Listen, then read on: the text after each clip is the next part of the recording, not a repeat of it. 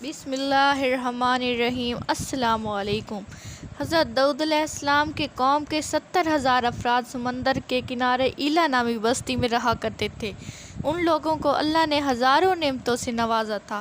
ان کو جب راحت و سکون ملا، یہ اللہ کی عبادت سے محروم ہو گئے اور اللہ کی مخلوقات پر ظلم کرنے لگے۔ یوں اللہ نے ان کو خبردار کیا کہ ہفتے کے ایک دن ہفتے کو شکار نہ کیا کرو، باقی جتنے دن شکار کرنا ہے کیا کرو، لیکن ایک دن کو اللہ کی عبادت اور مخلوقات کے امن کے لیے رکھ دیا کرو۔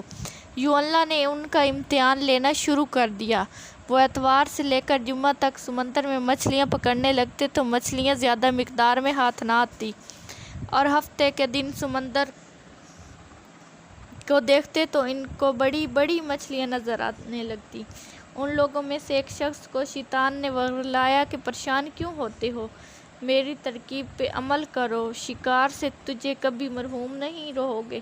شیطان کے کہنے پر اس شخص نے ہفتے کے دن کانٹے لگا کے ڈوری کو سمندر میں پھینک دیا۔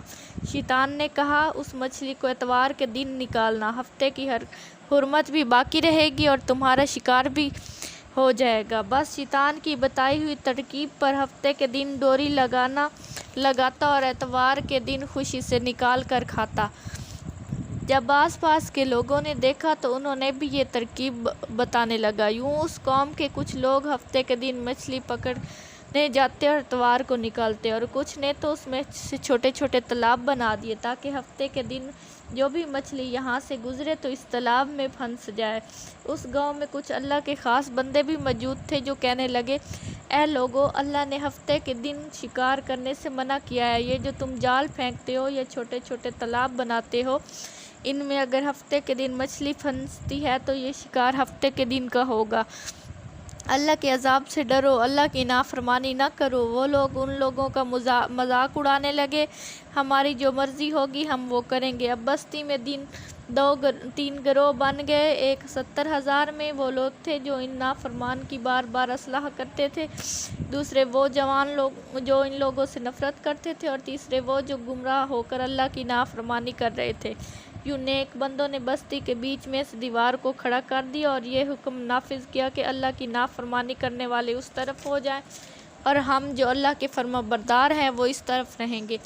وہ صالح لوگ بار بار ان سے کہتے رہے، اے لوگو، اللہ سے ڈرو، قوم لوط قوم سمود کا جو حشر ہوا، اللہ کی نافرمانی نہ کرو اور تم پر بھی اللہ کا عذاب آئے گا۔ وہ لوگ ہنستے رہے کہ ہم پر کوئی عذاب نہیں آئے گا۔ وہ لوگ ہنستے رہے، اور دو گروہ اللہ کے فرما بردار بندے تھے، دیوار کے اس پار رہے، اور جو دیوار کے اس طرف تھے نافرمان پوری رات ہنستے رہے، مذاق اڑاتے رہے، اور اللہ کے خاص بندوں دیوار کے اس پار اللہ سے معافی مانگنے لگے۔ بس جیسے ہی صبح ہوئی، وہ نیک صالح لوگوں نے محسوس کیا دیوار سے اس طرف سے آواز نہیں آ رہی۔ جیسے اس طرف چڑھ کر دیکھنے لگے کہ سارے کے سارے وہ لوگ بندر کی شکل میں تبدیل ہو چکے تھے اور بندروں کی حرکت سر انجام دے رہے تھے۔